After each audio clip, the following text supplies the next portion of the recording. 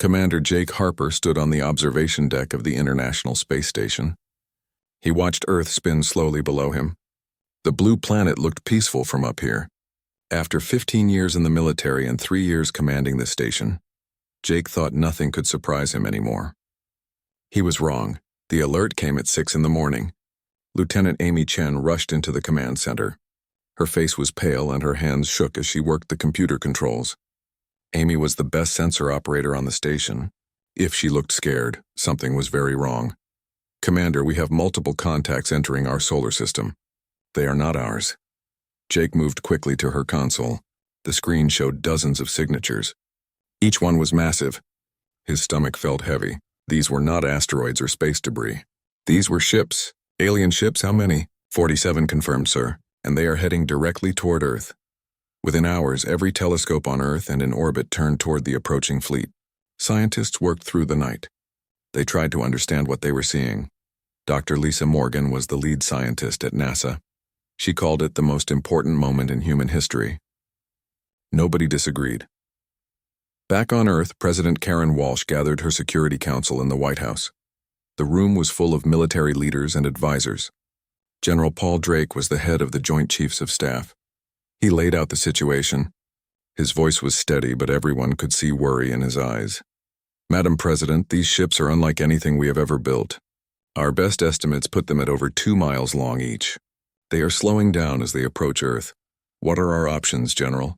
Paul looked around the room at the worried faces. "Limited, Madam President. We can try to communicate with them. Or we can prepare for the worst."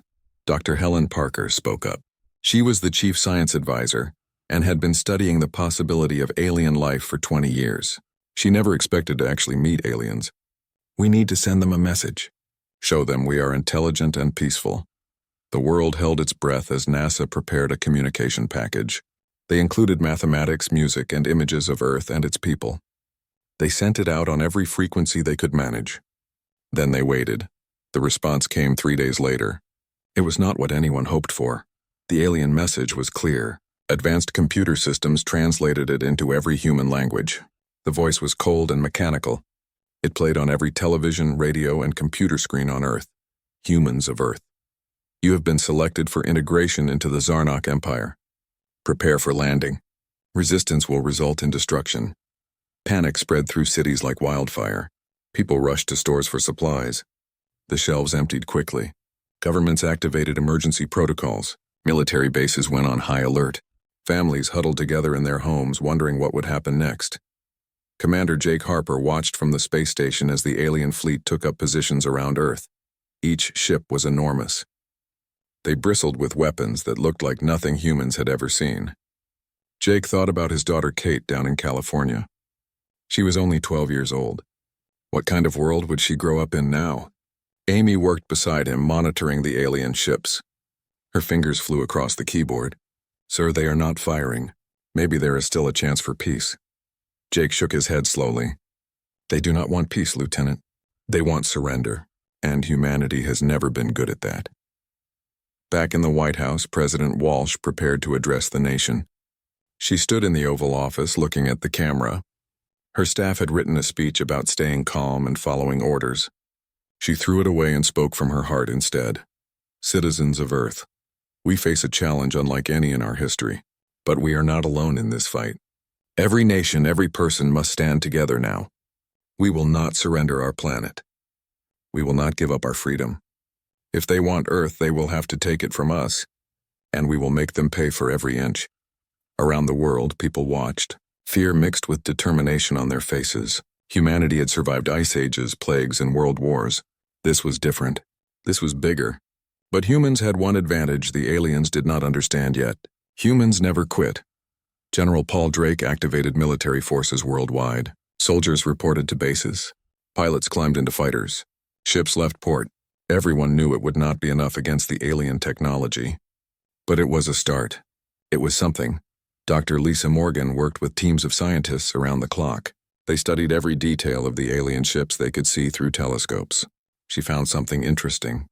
The ships used a type of energy shield, but the shield flickered every few minutes. It only lasted a second, but it was there. Maybe a weakness. "We can use that," General Drake said when she reported the finding. "Get this information to every military installation on the planet. If we can time our attacks right, we might hurt them."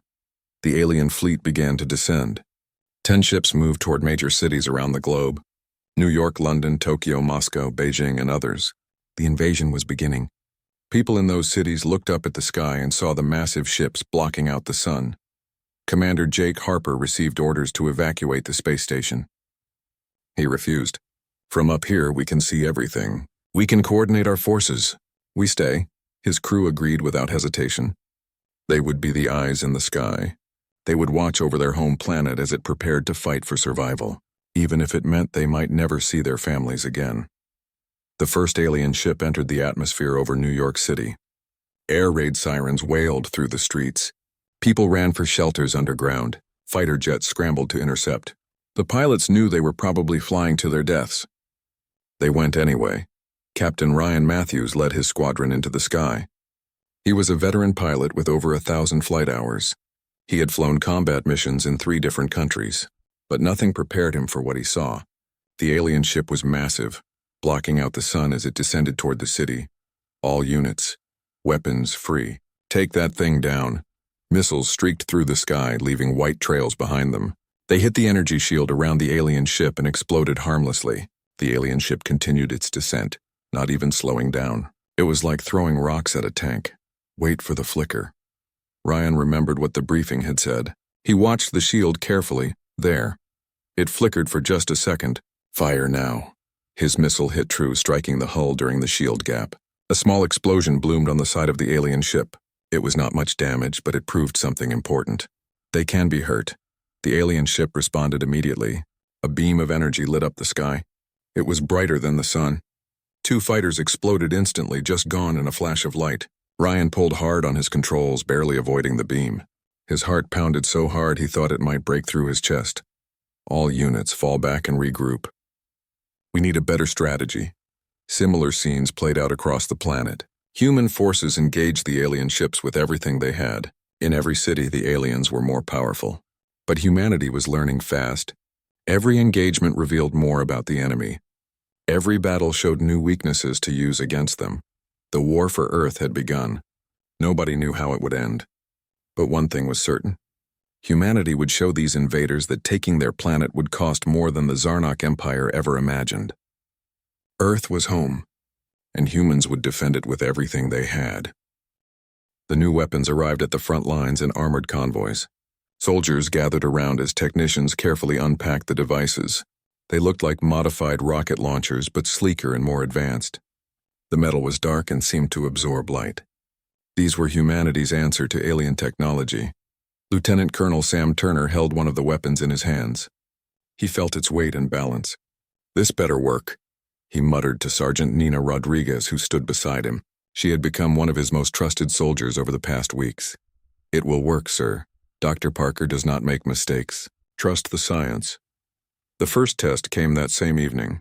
An alien patrol approached their defensive line in Chicago. The sun was setting behind the ruined buildings. Sam gave the order to his troops. "Fire when ready. Show them what humans can do." The weapon hummed as it built up power. The sound was like electricity running through wires. Then it released a bolt of pure energy. The beam was blue and white and brilliant. It lit up the street like lightning. The beam struck an alien soldier square in the chest. His shield flickered once and then died completely. The armor underneath melted like butter. The soldier fell and did not get up. Nina grinned widely. "Now we are talking. All units open fire." The entire human line erupted with energy beams. Blue-white light filled the street. Alien soldiers fell back in confusion and fear. Their usual advantage was gone. For the first time since the invasion began, the playing field was level. Human weapons could now hurt the aliens just as badly as alien weapons hurt humans. Similar reports came in from around the globe over the next hours. London reported success. Moscow, too. Beijing, Sydney, and dozens of other cities. Human forces equipped with the new weapons pushed back against the invaders everywhere. Cities that had been under siege for weeks began to see real relief. The tide was turning. General Paul Drake watched the tactical displays in the Pentagon with deep satisfaction. Green markers showed human victories spreading across the map. But he knew this was just the beginning of a new phase. The real challenge still lay ahead. Good work, people. But do not get comfortable yet. We still need to take the fight to their ships in orbit. Commander Jake Harper was ready for that mission. His crew on the space station had spent weeks preparing for the orbital strike. 3 cargo shuttles sat ready to launch from Earth. Each shuttle was loaded with modified missiles. Each missile was tipped with one of Dr. Parker's new energy weapons. This would be the most dangerous mission of the war. Lieutenant Amy Chen ran the final calculations on her computer. The numbers had to be perfect. We have a narrow launch window. The alien command ships rotate positions every 6 hours. We hit them during the rotation when their shields are at minimum power for the move.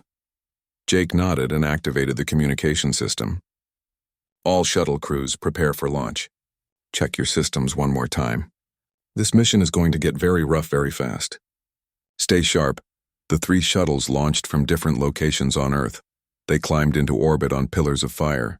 Jake piloted the lead shuttle himself. He would not ask his people to take risks he would not take. Behind him flew Captains Laura Price and Don Martinez. They commanded the other 2 shuttles. Every single person on this mission was a volunteer. They all knew they might not come back. As they approached the alien fleet in high orbit, defensive fire started. Energy beams lashed out through space. They looked like red lines drawn across the stars. The aliens were trying to stop the shuttles before they could get close. One shuttle exploded in a ball of fire. Don and his entire crew were gone in an instant. Jake gritted his teeth and pushed his shuttle forward harder. Target lock achieved, Amy reported from the space station far below. Her voice was calm despite the tension. Fire on my mark. 3, 2, 1 mark. Missiles streaked from the 2 remaining shuttles. Dozens of them flew through space toward the alien command ships. They struck during the shield rotation just as planned. The missiles punched through the weakened defenses. Explosions bloomed across the massive vessels like flowers of fire and light. Metal tore apart. Atmosphere vented into space. One command ship broke completely apart. Debris scattered into orbit.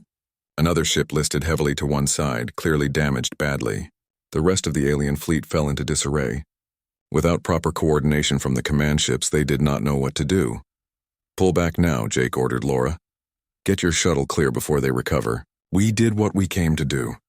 On Earth, every military installation received the news within minutes. Cheers erupted in command centers. Soldiers hugged each other. Civilians cried with relief and joy.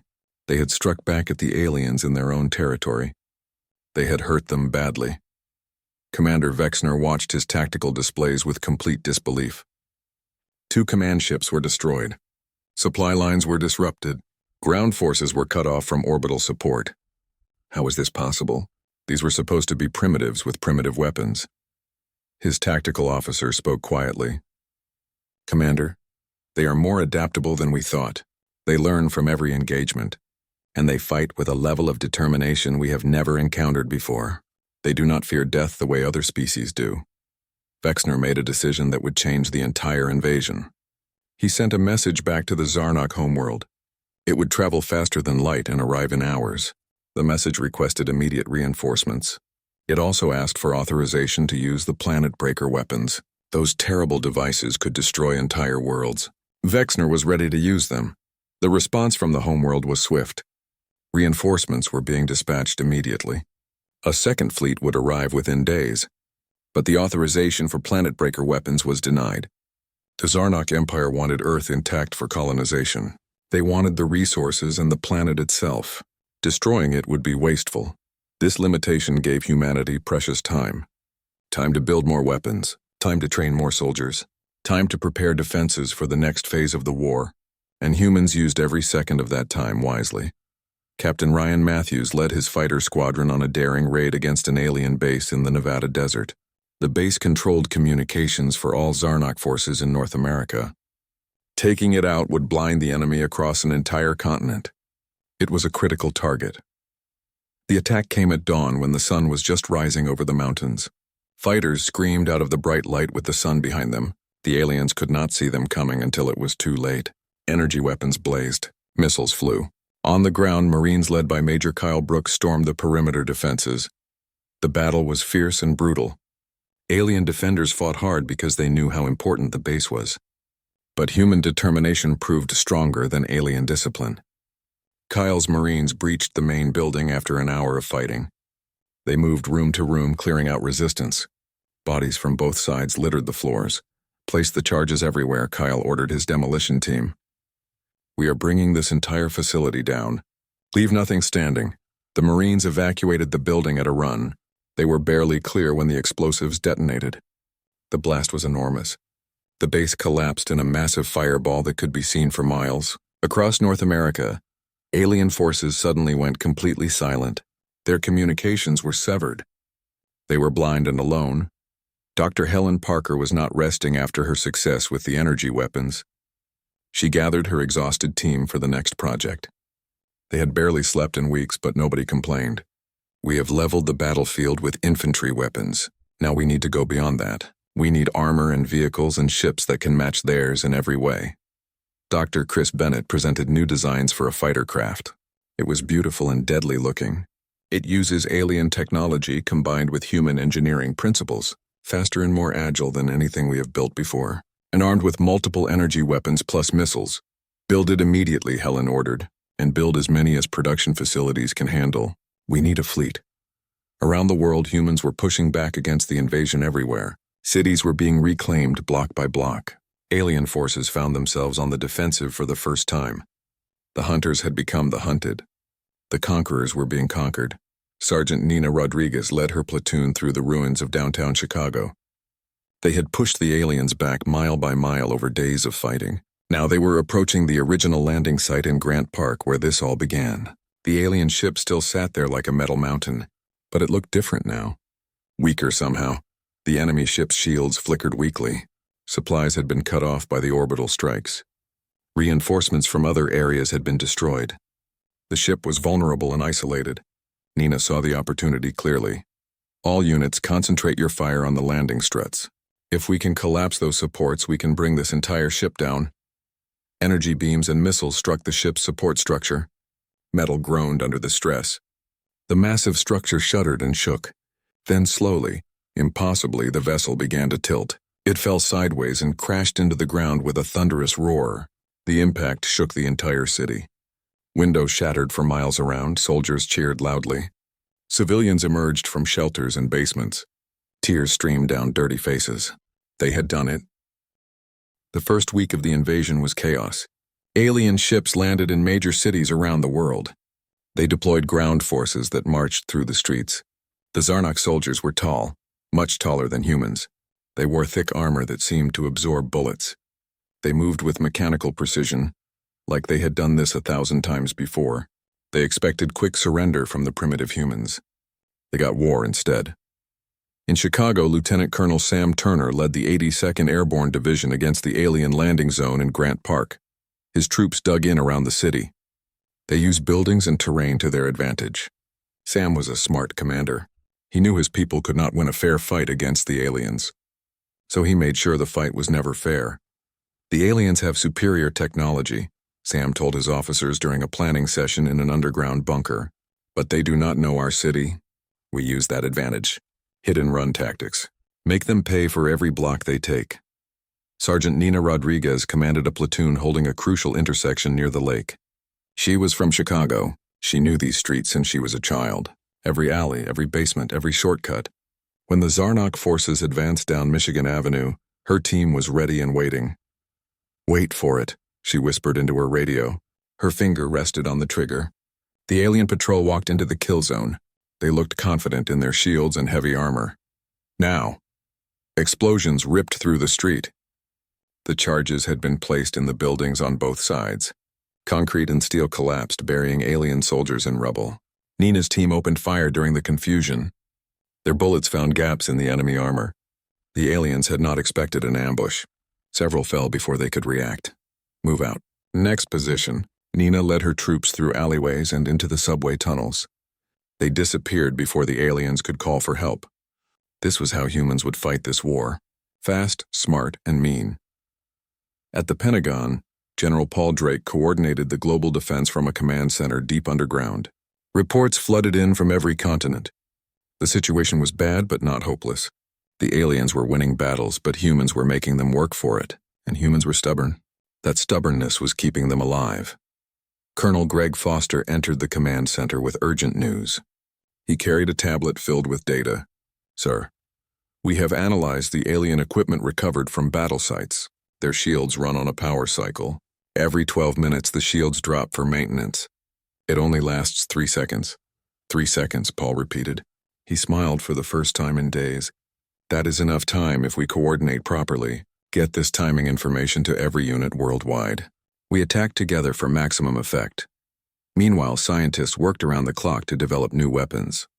Dr. Helen Parker led a team at a secret facility in the Nevada desert. They had captured an alien energy weapon from a battle site. Now they were trying to understand how it worked and build their own version.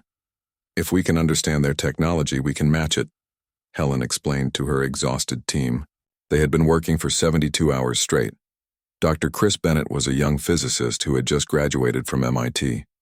He made a breakthrough while studying the power source. The weapon uses quantum energy. We can build something similar using modified nuclear reactors. How long will it take?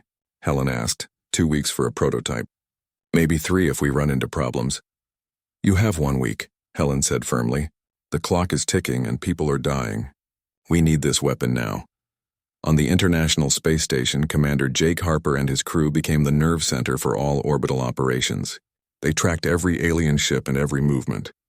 Lieutenant Amy Chen had become an expert at predicting alien attack patterns. She could look at their formations and know where they would strike next. Commander, I am seeing something strange. The larger ships stay in high orbit. They never come down to the surface. Jake studied the data on her screen. Maybe they are command ships, or supply vessels bringing reinforcements. Either way, they are vulnerable up here. We might be able to strike at them directly. He contacted General Drake with the information using the secure communication line. Sir, we have identified high-value targets in orbit. If we can reach those command ships, we could cripple their entire operation on Earth. What do you need, Commander? Missiles, lots of them, and a crew willing to take a dangerous mission. Maybe a one-way trip, you will have both. I will make sure of it. In Tokyo, Major Kyle Brooks led a combined force of Japanese and American Marines. The city had become a fortress over the past week. Defenders used every advantage they could find. The Zarnak forces struggled in urban combat. Their tactics were designed for open warfare on flat ground. Cities were different. Cities were mazes. Kyle watched from a high-rise building as alien troops tried to advance down a main street. His radio crackled with reports. They are entering the trap zone now, sir. Trigger it, Kyle ordered calmly. Underground explosives detonated in a careful sequence. The street collapsed into the subway tunnels below. Alien soldiers fell into the darkness. Their shields were useless against the crushing weight of concrete and steel. The ground swallowed them whole. The survivors retreated in confusion. It was another victory for humanity.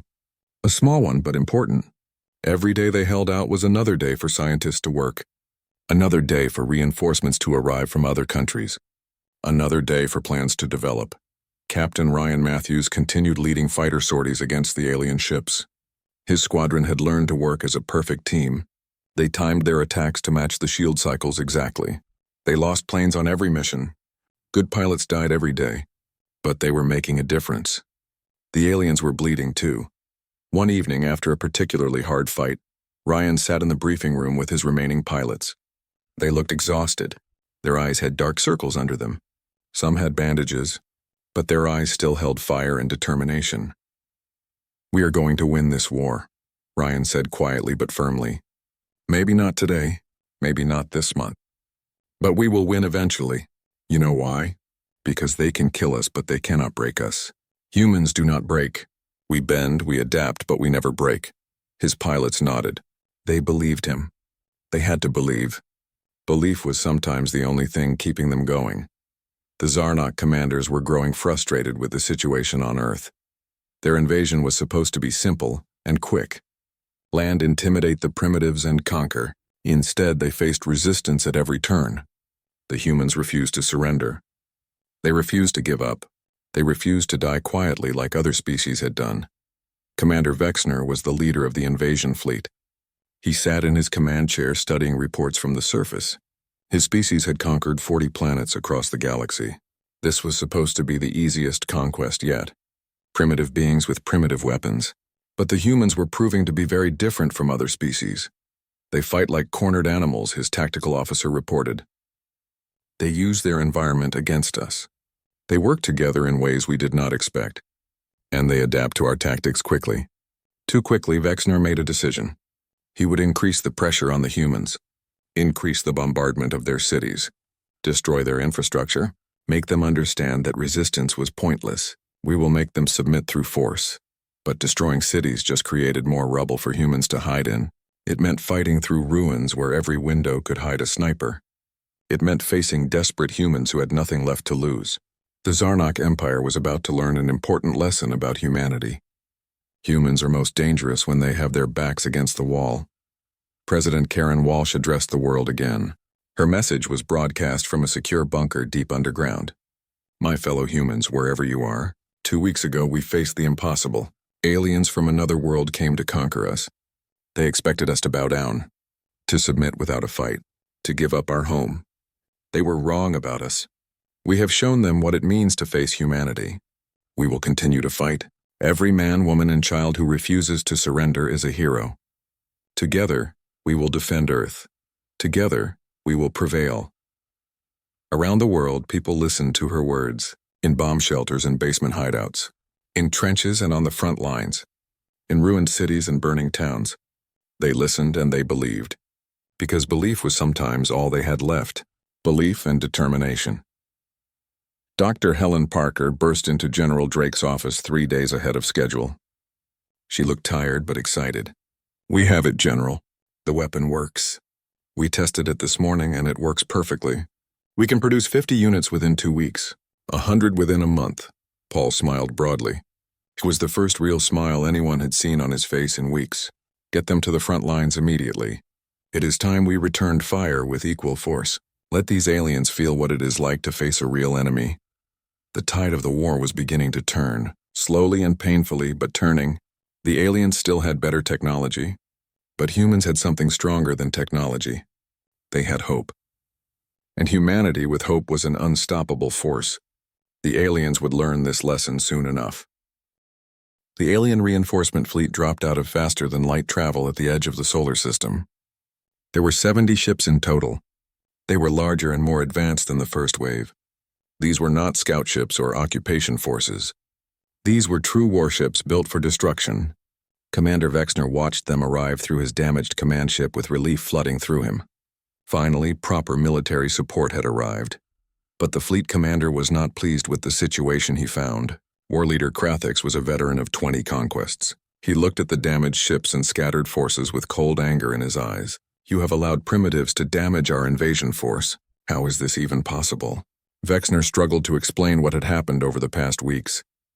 "The humans are unlike any species we have encountered before, Commander. They refuse to submit to superior force. They adapt to our tactics faster than we thought possible, and they fight without any fear of death." "Then we will teach them what real fear means," Krathix replied coldly. "The Second Fleet will demonstrate the true power of the Zarnok Empire. These humans will learn their place in the galaxy." On Earth, preparations for the second wave were already complete. The new human fighters sat ready on airfields around the globe.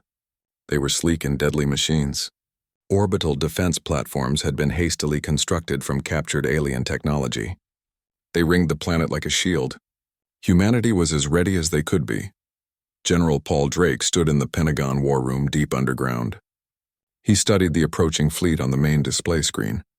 "We knew they would send reinforcements eventually. The only question now is whether we can hold against this many ships." Colonel Greg Foster brought updated intelligence analysis. "Sir, our new weapons and fighters give us a real fighting chance. But 70 warships is a lot of firepower. We need to be very smart about how we engage them." Paul nodded in agreement. "We do not fight them head-on in a fair battle. We use guerrilla tactics in space just like we did on the ground. Hit-and-run attacks. Make them chase us all over the solar system. Tire them out and bleed them slowly." Captain Ryan Matthews briefed his expanded fighter squadron in a hangar. They now had 3 times as many pilots and the new advanced fighters. His voice was confident as he spoke. "We are not just defending anymore, people. We are going on the offensive. Our job is to harass that fleet constantly. Keep them off balance and never give them a moment of rest." His pilots were eager to strike back. They had spent months fighting a defensive war, watching their friends die, protecting their homes from invasion. Now they finally had the tools to take the fight to the enemy. They were ready. The alien fleet entered Earth orbit with supreme confidence. Their shields glowed brightly with power. Their weapons bristled from every surface. The commanders expected easy victory over the wounded defenders. They expected fear and surrender. They got neither. Human fighters launched from hidden positions all around Earth's orbit. They came from behind the moon and from orbital stations. They came fast with weapons already firing. The new energy cannons tore into alien shields before the enemy fleet could properly react. It was an ambush in space. Break into squadron formations, Ryan ordered over the communication system. Do not give them a concentrated target to shoot at. Hit them and fade away before they can respond. The human fighters scattered in all directions. Each squadron targeted a different alien ship. They struck during the shield maintenance cycles, exploiting every weakness that had been discovered. Several alien vessels took serious damage before the fleet could organize a proper defensive response. The humans were learning to fight in space. War leader Krathix snarled in frustration from his command chair. How do these primitives know our shield cycle timing? Someone find out and fix this vulnerability immediately. But there was nothing to fix. Humans had simply watched carefully and studied the patterns. They recorded everything and analyzed the data. They learned from every battle. That was what humans did better than any other species. They adapted and overcame. Commander Jake Harper coordinated the entire orbital battle from the International Space Station. Lieutenant Amy Chen sat beside him, tracking every ship and every movement on multiple screens. They fed real-time targeting data to all the fighter squadrons and defense platforms. The station had become the brain of Earth's defense network. Incoming, Amy called out urgently. 3 enemy ships breaking formation. They are heading directly for the station. Activate the defense grid, Jake ordered calmly. All weapons online. Let them come and see what we have prepared for them. The space station had been heavily modified over the past weeks. It now bristled with captured and reverse-engineered alien weapons. As the enemy ships approached, energy beams lanced out from the station. They struck the alien shields hard. The shields held, but the ships were clearly surprised by the station's firepower. Ryan's squadron swooped in from above, attacking the alien ships from behind while they focused on the station. Caught between 2 sources of fire, the enemy vessels took heavy damage quickly. One ship exploded in a ball of fire. The other 2 retreated with their shields flickering weakly. On the ground, the remaining first-wave alien forces tried desperately to regroup and support the new fleet, but human forces were ready for them everywhere. They had been preparing for this moment. Lieutenant Colonel Sam Turner launched a coordinated assault on all alien ground positions in Chicago simultaneously. We pushed them into Lake Michigan. No retreat, no mercy this time. Drive them out of our city completely. Sergeant Nina Rodriguez led the main advance with her battle-hardened platoon. Her unit had become legendary among both human and alien forces. Their tactics were studied by commanders worldwide. They moved like ghosts through the ruins, striking where the enemy was weakest and disappearing before counterattacks could arrive. The aliens fell back street by street. For the first time, some Zarnok soldiers began to surrender rather than fight to the death. This was completely unheard of in their warrior culture. But facing humans had broken something in their confidence. They no longer believed in certain victory. Major Kyle Brooks achieved similar success in Tokyo. His combined forces had reclaimed most of the city over days of hard fighting. Now they hunted down the last alien strongholds with systematic efficiency. Every building was cleared. Every position was taken. Tokyo was being liberated. In space, the battle continued without pause for 3 days straight. Human fighters rotated in shifts, never giving the alien fleet a moment of rest or recovery. The Zarnok ships were designed for overwhelming force in short battles. They struggled against the fluid and relentless human tactics that never stopped. Dr. Helen Parker delivered. More critical news to General Drake. We have completed construction of the first orbital defense station. It is massive, heavily armed with our most powerful weapons and can hold off multiple capital ships at once. Excellent work, Paul replied. Deploy it immediately into position near their largest command ships. We need to show these invaders that we can match their firepower now. The defense station was named Fortress 1. It moved into high orbit and took up position. The structure was enormous, a testament to human engineering and desperate determination. When it opened fire for the first time, Even the largest Zarnok warships rocked under the impact. The aliens had never faced this level of resistance before. War leader Krathix watched his fleet take continuous losses over the days of battle. He realized something deeply troubling. The humans were not just surviving anymore. They were actually winning the engagement. His forces were being pushed back. This had never happened in 40 conquests. He made a very difficult decision. Send a message to the Zarnok homeworld immediately. Request authorization for strategic withdrawal from the Earth system. His officers were shocked into silence.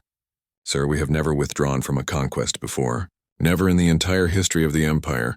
We have never faced an enemy like this before either, Krathix replied grimly. These humans are fundamentally different from other species. They fight with a passion and determination we have never encountered. They refuse to accept defeat even when facing impossible odds, and they learn and adapt faster than we can change our tactics. My recommendation to the Council is to mark this system as forbidden territory and never return. The message traveled faster than light back to the Zarnok homeworld. The ruling council received it and debated intensely for hours. Withdrawal meant admitting defeat publicly. It meant the Empire was not invincible. But continuing the invasion meant accepting massive losses for a planet that might not be worth the cost. They chose a middle path between pride and pragmatism. The council sent new orders. Offer terms for negotiation. See if the humans will discuss peace. Avoid further losses if possible. Acknowledge their strength without admitting complete defeat. The alien message came through all communication channels simultaneously. It played on military frequencies and civilian broadcasts. Humans of Earth, we wish to discuss terms of peace. We acknowledge your strength and courage. Let us find a solution that benefits both our peoples. President Karen Walsh gathered her top advisors in the secure bunker. The room was tense with the weight of the decision ahead. What do you all think? Is this offer genuine or just another trick? War leader Krathix stepped onto the International Space Station, with his small delegation following behind. The humans watched them carefully with weapons hidden beneath diplomatic courtesy. The alien commander was impressively tall. His armored form was imposing even in the neutral setting of the meeting room. This was the first time humans and Zarnok had met face-to-face for peaceful purposes. Commander Jake Harper greeted them with formal respect, but no warmth. Welcome to the station. Please follow me to the conference room where we can discuss terms. The two groups sat across a large table from each other. President Karen Walsh appeared on a secure video link. General Paul Drake and Dr. Helen Parker flanked her on the screen. On the alien side, Krathix sat with his tactical officers arranged behind him. The room was silent and tense. History was being made in this moment. President Walsh spoke first, her voice firm and clear. You came to our world without invitation. You attacked our cities and killed our people. You tried to conquer us and make us slaves. Now you want to talk about peace. Give me one good reason why we should listen to anything you say. Krathix met her gaze directly without flinching or looking away. Because continued warfare serves neither of our peoples well. We badly underestimated your species and your capabilities. We acknowledge this mistake openly. The Zarnok Empire has successfully conquered 40 worlds across the galaxy, but none of those species fought as you have fought. None showed your level of determination. Flattery does not interest us at all, General Paul Drake said sharply. Tell us your actual terms for peace. What are you offering? We propose an immediate ceasefire on all fronts. Our military forces will withdraw completely from your planet and leave your solar system. In exchange, you will cease all attacks on our fleet. We will establish a neutral zone between our territories and open channels for future trade negotiations if both sides agree. Captain Ryan Matthews was sitting beside Jake as part of the human delegation. He could not stay quiet after hearing that offer. You think you can just invade our home and then leave when it gets too difficult? What about all the people you killed? What about the cities you destroyed? Do those things mean nothing? Krathix turned to face the angry pilot directly. You are clearly a warrior yourself. You must understand that in warfare, there are always terrible costs on both sides. We did not expect any resistance at all from your people. You proved far stronger than our intelligence predicted. This fundamental fact changes the entire strategic situation. President Walsh raised her hand, calming the room before emotions could escalate further. Your offer is completely insufficient and unacceptable. Here are our terms for peace. Full withdrawal of all Zarnok forces from Earth orbit and from our entire solar system. Financial reparations to help us rebuild the massive damage you caused.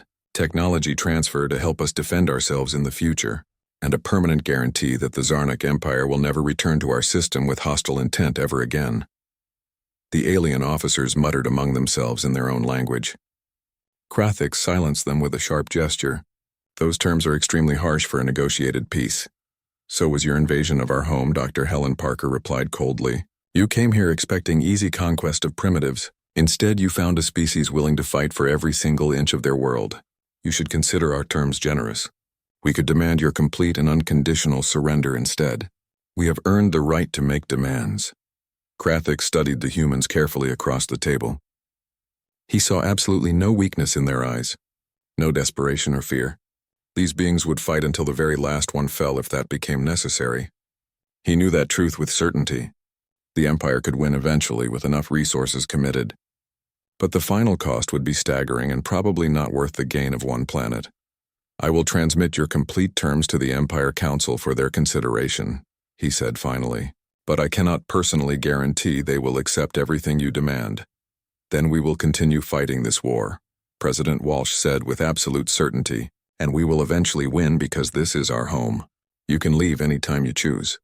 We cannot leave. We have nowhere else to go. That gives us an advantage you cannot match. The meeting ended without agreement. As the aliens departed in their shuttle, Lieutenant Amy Chen approached Jake quietly. Do you think they will actually accept our terms? Jake watched the alien shuttle pull away from the station and head toward their fleet. Yes, I think they will accept eventually. Because the alternative is far too expensive even for a galactic empire. Even empires have to count costs and make practical decisions. 3 tense days passed with no response. Then the message finally came from the Zarnak homeworld. The Empire Council accepted the human terms with some modifications. They agreed to full withdrawal and technology transfer as demanded. However, the financial reparations would be limited to essential reconstruction only, and the non-aggression guarantee would last 100 years instead of being permanent forever. President Walsh consulted her advisors carefully about the modified offer. General Paul Drake was pragmatic as always. 100 years gives us plenty of time to build proper permanent defenses. If they ever come back after that century ends, we will be far more ready than we were this time. Dr. Helen Parker agreed completely, and the technology transfer will accelerate our scientific development by decades at minimum. We can learn from their engineering mistakes and build something even better than what they have. The President made her final decision. We accept these modified terms. Let them leave our system. But we will never forget what happened here, and we will always be prepared for their possible return. The withdrawal of alien forces began immediately that same day. Ships lifted from Earth's surface all around the globe, carrying their surviving soldiers home. Damaged vessels limped into orbit with support from their fleet mates. Within 1 week, the skies were completely clear of invaders for the first time in months. People everywhere looked up and cried with relief. Lieutenant Colonel Sam Turner stood in the ruins of Chicago, watching the last alien ship disappear into the clouds above. Sergeant Nina Rodriguez joined him on the broken street. They stood together in silence for a long moment. We did it, sir. We actually survived and won. Sam nodded slowly, looking at the destroyed city around them. We survived, yes. Now comes the truly hard part, rebuilding everything we lost. That will take years of work. Cities around the world began the long recovery process immediately. Construction crews worked alongside soldiers to clear rubble and rebuild. Engineers studied the alien technology left behind with great interest. Slowly and painfully, Earth began to heal its wounds. The scars would remain forever, but life would go on. The technology transfer from the Zarnak proved invaluable to human development. Dr. Helen Parker and her growing team of scientists learned about faster-than-light travel, advanced energy production systems, and military-grade defensive shields. Within just a few months, human ships were being built that could travel to other stars. Humanity was becoming a true spacefaring civilization. Captain Ryan Matthews was selected to command humanity's first true starship. It was named the Spirit of Earth in honor of those who fought. The ship was smaller than the massive alien vessels, but much faster and far more maneuverable. Human engineering principles combined with alien technology had created something entirely new and potentially superior. At the grand launch ceremony, President Walsh spoke to the huge assembled crowd. Today we take our very first steps beyond our home solar system, not as victims of conquest, not as prey for stronger species, but as equals in the galactic community. We have earned our place among the stars through courage, sacrifice, and determination. Let the entire galaxy know that humanity has arrived, and we are not afraid of anything. The spirit of Earth launched to thunderous applause from millions watching. It jumped to faster than light speed and disappeared from normal space. Humanity's great journey into the wider galaxy had finally begun. The future was uncertain but full of possibilities. Commander Jake Harper remained on the greatly expanded space station, which had been renamed Unity Station. It now served as both a military defense platform and a gateway for civilian ships traveling to the stars. Lieutenant Amy Chen had been promoted to his second-in-command after her excellent service during the war. As they watched another human exploration ship depart for deep space, Amy asked the question that was on many people's minds. Do you really think the Zarnak will come back after the 100-year agreement expires? Jake smiled slightly. Maybe they will try again someday. But if they do return, they will find a very different humanity waiting for them. We have learned that we are not alone in the universe. We learned that we can defend ourselves successfully against superior technology. And we learned that determination and courage matter more than raw power. That knowledge changes everything about our future. The Zarnak fleet eventually reached their distant homeworld after weeks of travel. They delivered their complete report to the Empire Council. The ruling body listened in total silence as war leader Krathix described the fierce battle for Earth in detail. The humans are extremely dangerous opponents, he concluded his report.